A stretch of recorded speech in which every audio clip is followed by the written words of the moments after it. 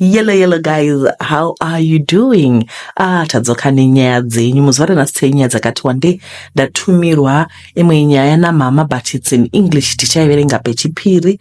Regai titange nekutanga tai yenyoka. Tete makadi nyaya tichauyawo kutumirwa gudu yandifungisawo zvandakambosangana nazvo rimwe gore ndapostiwa kwaMaranda semudzidzisi achangoburwa kubva kuTeachers College. Chiitiko ichi chakanyaradza nharaunda yese, and it's one of the reasons ndakazosiya teaching zvamuchose. Today I was traumatized zvakanyanya nechiitiko ichi, and kusvika zuva ranhasi ndichiri nemaflashbacks enyaya iyi. Ndakabva ndasenga mitundu yangu ndokubva ndati zvakona n'anga murapwa achida. Ndakati ndapedza zvidzidzo zvangu pane imwe college inotraina vadzidzisi muno muZimbabwe, ndakabva ndadeployiwa kune imwe nzvimbo inonzi Maranda. Sendainge ndaiswa iyi yaitwa permanent post, saka ndaive ndine guarantee yejob security, uye ndaiziva kuti handaizotama-tama seshiri kuti apa wagara wabva, saka zvangu zvainge zvaiitaka. Ndaivawo neadvantage yekuti ndaive mukategori yema-STEM teachers, saka kuwana nzvimbo yekushandira hakuna kundinetsa. Chainetsa munyika medu ndechekuti maticha aiva akawanda kudarika zvikoro, nokudaro waipemberera kana wawana pekunobata basa. Saka semurume wechidiki tete ndakasvika ndiine jinja pachikoro ichi. Chikoro ichi changa chiri in a rural setting, asi paive neadvantage yekuti taive pedyo nepurazi raSabot, saka painge pakaiswa masolar as part of community development pamwe nechibhorani. Saka zviya zvekuti mvura wemagetsi anotitambudza taitozvinzwirawo kune zvimwe zvikoro zvaisava muzoni medu.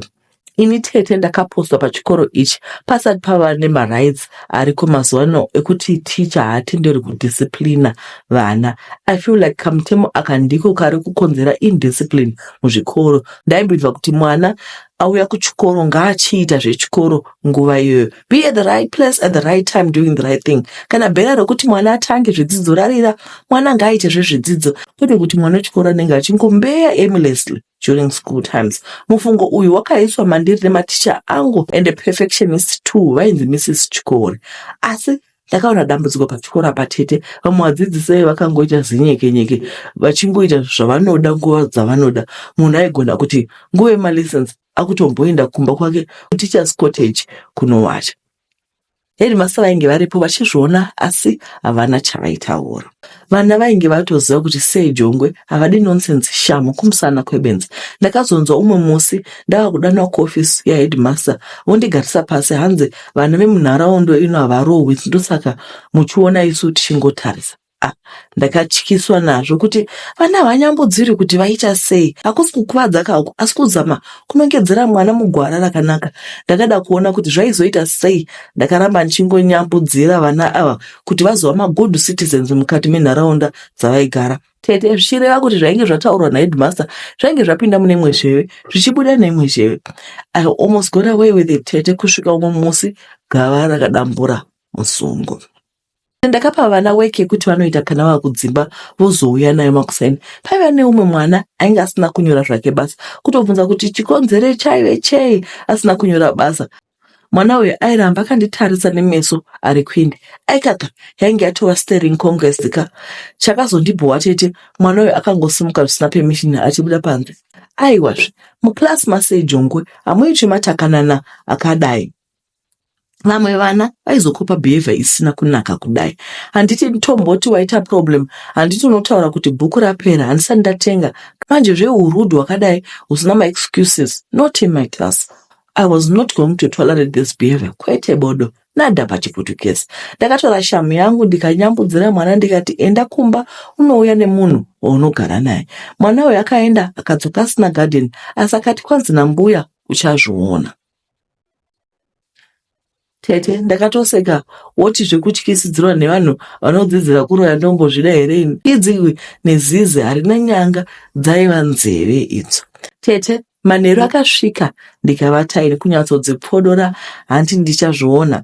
Chandakaona hapana, ndaiva mwana wapapa zveini anosidha nekutaidha. Wakuda kundivhundutsira chetoko. Makuseni akasvika ndikaziva kuti haiwa mbuya vaJoni vaingodzidzira kuroya, ndiri mupenyu. Kana vainge vazama kutumira zvishiri ndaizozvibata ndigozvigocha ini ndigoona kuti vanoniita sei. Kondaigoziva tete kuti mbuya vandigaira mahora, mbuya vaida kundiita example, mbuya vaJoni vaida kundiita a public spectacle, kunyaradza nharaunda yose, zvose nematicha zvekuti hapana anozvipama zvakare. Mangwana akasvika raiva zuva reassembly. Ndinotangara kuti ndaifarira kupfeka sutu yangu imwe yakaita secoffee so, sheti yangu chena nomudzipa nyota tai. Ayaive coffee ine mastripes white. Tete ndaizvinzwa kuti ndakachena chose neregalia iyi nebhutsu yacho yaive ine 4 corner yaifamba ichira so. Musi uyu tete ndindaiva teacher on duty, saka ndaifanirwa kunotora pito yangu. Pane kapresentation kandaiva nako nevana vangu vandaifundisa. Vana vanga vatondimirira paassembly zvese nevamwe maticha. Tete ndichinovhura gonhi rangu so ndakahwa chinhu kuti zivhu chichinokochekera pahuro kwangu. Kunongodai wanikwe inyoka tete yanyatsogadzika pahuro pangu.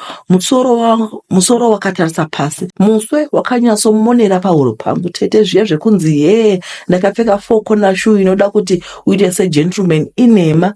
Ndakarova sporo ndakananga kuassembly kuuya ndichiridza mere, haikona kuridza mere tete asi kuibongomora chaiko, kuita kuhwihwidza mashura hwaya akadai. Mamwe maticha achindiona ndichiridza mere akamhanya kuda kuona kuti ndawirwa nei, vachingoti pindikiti kuona aiwa pakamhanywa tete. Imagine tete uri kuzama kumhanya uchitsvaka help, vanhu vanofanira kukubatsira vari kutotyawo vachitiza vachienda. Vana vechikoro vari kutiza, umwe neumwe akananga kwake. Vabara mhanyira chaiyo tete, bata mukobvu bata mutete. Apa iniwo ndaivagwara, ndaenda tozviitira weti kutya payo pamusha pavo. Ndaive nesimba rakawandira pamuromo kunge pinjisi. Vana vakatiza vachidzokera kumisha yavo, shoko rikafamba kuti sejongwe vane nyoka yakaita time. Headmaster vakatuma vana vaigona kumhanya, vaidzinganisa mhepo kuti vamhanye kwaSabhuku kuti kuchikoro kwaipa. Sabhuku havana kunonoka kusvika ipapo ndainge ndanyorova tete. Woti kuchema, woti kutsva, kudikitira nenyoka yakazendama iri pachifuva chako, muswe wakatenderedza huro. Ndakachema kusvika voice rapera. Mamwe maticha nezvinji mashoma nevana vechikoro vainge vadzoka vandiunganira. Headmaster vakatuma vana kuti vapise mataya vachiti nyoka inodhakwa ikafema utsi hwemataya. Asi tete hapana chakabatsira, haina kubva kana kuzama kufamba. Sabhuku vakati pacha pachikoro vachiona chiitiko ichi vakati nditsanangure zvainge zvaitika vhiki rose. Ndakatsanangura kuti ndainge ndichingoita malessons angu zvakanaka. Vakabvunza kuti hapana ndainge ndatangana naye here. Ndikati hapana, asi ndainge ndamborova Joni kusaita basa. Headmaster naSabhuku vakatarisana kwavo kwaiva nekutaura mukati. Vanenge vaiziva source yetai yenyoka. Sabhuku akati kutumwe vechikuru kwambuya vaJoni. Headmaster akapindura akati aivaziva mbuya vaJoni, vainge vasingasimuki, tisu tinofanira kuvavinga nembudzi kuvariyo. Saka mukuenda kwambuya vaJoni vakasimuka ndiHeadmaster, Sabhuku, maticha maviri ataishanda nawo nevamwe vemurai vainge vauya kuzoona chiitikwe. Takasvika pamusha pambuya vaJoni, tikasvika zvinzi vaenda kunotsvaka gusha ravo kumunda. Joni akatuma kunovadaidza, vakapindura kuti kwai vaudze kuti ndouya kana ndambopedza. Mbuya vaitambawo. Ndakaita dzimwe 30 minutes ndine chikara ichi muhuro. Ndaiziva kuti ndaive ndisingararami zvachose sokuti hana yangu yaiyobika manhanga.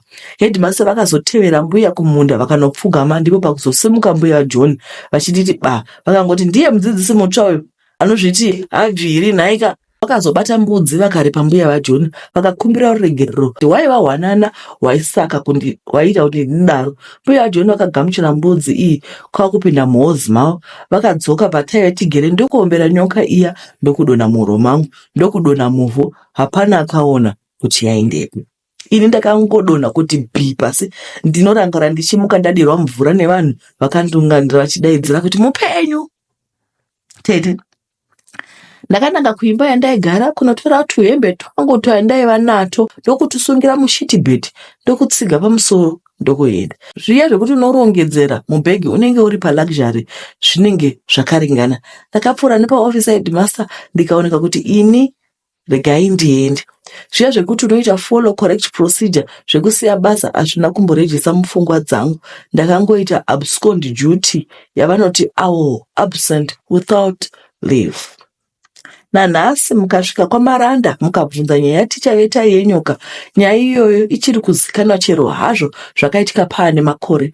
Ndakazonzwa kuti mbuya vaJoni chaiva chatopota vaive vasingatendeki vanoswera. Zvekuti dai vaida kundipfudza vangadai vakandipfudza, asi tete ndinoona senge vaida kundiita example, kundiita muenzaniso, kuitira kuti kana nyaya yotaura zvonzi semuenzaniso ticha vaiva inyoka yakaita tai kutiching. Handina kuzombodzokera, ndakaita traumatized nenyaya idzi zvakanyanya, sokuti dzimwe dzenguva ndaita kupatika usiku ndirere kana tazogara tete varoyi variko tisanyeberane. Imi zvakaoma, it's giving ngokwe. Aiwa kugokwe zviri kwezvi. Asi ndahwa kupindwa nechando, imagine nyoka yakakusunga apa. Isu tichiti kana tikaiona papikicha, vamwe vakati please wear mathumbnail musaisa nyoka, hamudi kuiona papikicha, kuzoti angai nayo apa. Imika zvakaoma zvinhu zvinosangana navanhu izvi. Alright, regai tipinde munyaya inotevera. Maticha, dodzidzai kuti vana varohwe muzvikoro izvo. Ngosiyayo zvino mungagodi zvakaoma. Vana varohwe muzvikoro. Regai tipinde munyaya inotevera. This story was written in English, so today we're doing English, baby. Let's go. I'm so sorry, Auntie, for giving you the job to translate. I know your listeners want vernacular. Thank you so much for your channel. Mine is not a secret or confession, but rather a cry for help. My story is as follows. There is a case of a woman I had here whose child is chained and seemed to be used by dark spirits. I have an almost similar case. I left Zim for Ireland when she was 10 to search for a better life, and she remained with my mom. My mom is good and I had no worries. When my daughter finished grade 7, my mom suggested boarding school so she can study and read well instead of playing with friends. I agreed, but little did we know that it was the beginning of my little girl's troubles. A few months into the school, we were called to be told my daughter was seriously ill and it was nothing clinical. She was being bullied and made fun of because of this. She would scream and cry and seemed really in pain when this manifested. The feeling was as if someone was tearing apart her private parts. She would appear so tired after this encounter, and even in broad, warm daylight, she had this blanket like a fleece that my mom had brought for her, and she would cover herself in it and sleep most of the time. I must mention that my daughter is good, very academic, and will joke sometimes that she's a nerd. But because of all this, her grades dropped, everyone made fun of her, some mimicking her action she would do when manifesting. The matron laughed it off and said it was because she thinks she's grown and plays with boys a lot, and my daughter became a teaching point. The poor child became depressed and sad, and when she comes home for holidays, she would be upset when it's time to go back to school. She had no friends because no one wanted to play with someone who has demons. There is no amount of prayer we didn't engage in for her to be better. Eventually, we were directed to a pastor who was said to be very powerful. He and his wife helped with prayers, deliverance, counseling for my daughter. They told her to be careful who she shares her personal items with. She vomited very funny things during the deliverance. The pastor's wife advised her not to listen to those kind of music with bad words, antichrist propaganda, and to not watch any movies with nudity, as these spirits can easily hook in again. That blanket stroke fleece was burnt because pastor said she was spiritually initiated using the blanket, so it's more like their marital blanket. Things became better after the deliverance, and the band of joy became joyous and nerdy again. I used to be very good in prayer when I was back home, but since arriving in Ireland, I've become a lukewarm, partly because I'm always at work. The few churches I tried when I got here are led by papas, and the gospel of Christ wasn't the driver of these churches, but instead it was the love of money and the lavish lifestyles. I've managed to work and serve and bring my child. Yes, I have two, my daughter and a little brother.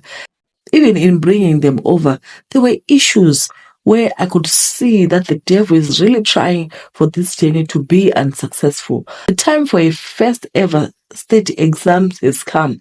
This is equivalent to Form 6 if we ends him. Mind you, I took her before she sat for a O-level exam. That thing is back again. Recently, she was doing a mock exams and I was called to the school almost every time because she was exhibiting anxiety attacks, vomiting, and hyperventilating. Of the papers she managed to complete, she did well, 80s to 90%. On the papers she got disturbed by the so-called anxiety attacks, she got 40s and 50%. This breaks my heart because it shows that she's academically good. The final exams are in June and I am really worried. I need help to pray. I need my fire back so I can stand in prayer for my child. I can clearly see that whatever spirit this, it's here to make her poor, to stand in a way and turn her into nothing. Please help me in how I can help my daughter. That pastor who previously helped her is helping via WhatsApp, etc., but sometimes is unreachable. I've tried to put her on anti-anxiety medication, asked for a separate exam room for her so she doesn't feel overwhelmed, and recently she told me she's tired of fighting. She wants to give up. I'm scared of what this means. Yeah. Aikunzima. So mama vari kukumbira rubatsiro vanoda kuti vabatsirwewo kunamata. Muri Zimbabwe, Isaiah 41 verse 10. Do not fear, for I am with you. Do not be dismayed, for I am your God. I will strengthen you. I will help you. I will uphold you with my righteous hand. To my sister, I just want to say there is no problem too big that God cannot solve. I don't know if you managed to join the 5 a.m. prayer that I sent you the link. This is very sad and scary, but there's no problem too big that God cannot solve. This we need to fast and pray and call upon the name of the Lord and claim his promises. Let's pray. To our Father who art in heaven, we come before your throne with my sister and a child. They need your help.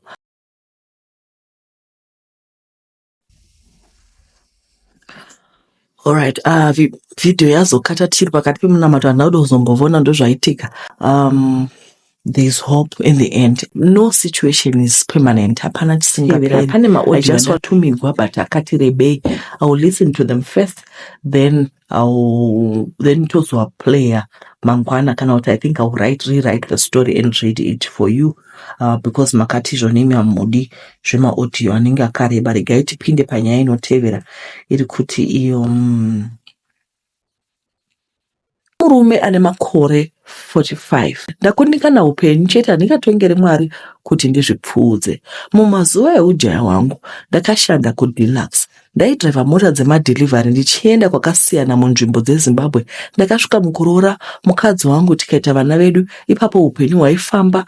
Ndakakwanisa kuvaka musha wangu muHarare. Handizivi chakandibata.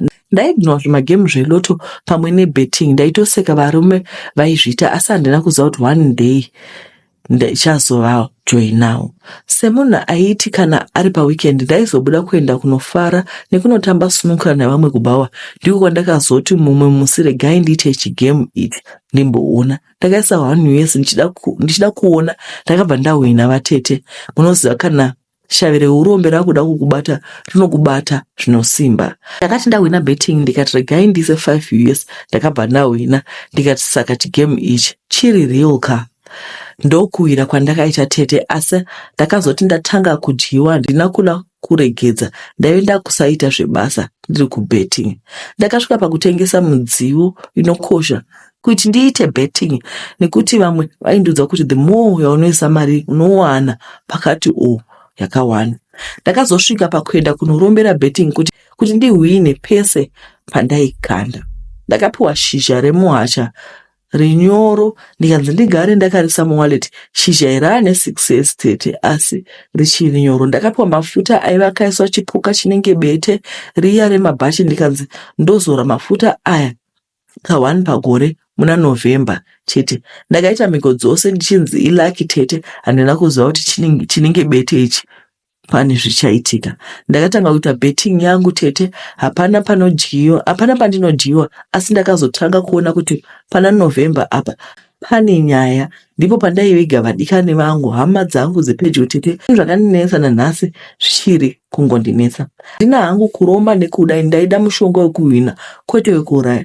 N'anga uchiendera inoita seiri kukubatsira, asi paunozoda kuti zvashata ndodzosa here zvamakandipa, inotora makunun'u nemari ausingagoni kubvisa. Ndozviri kuitika pandiri.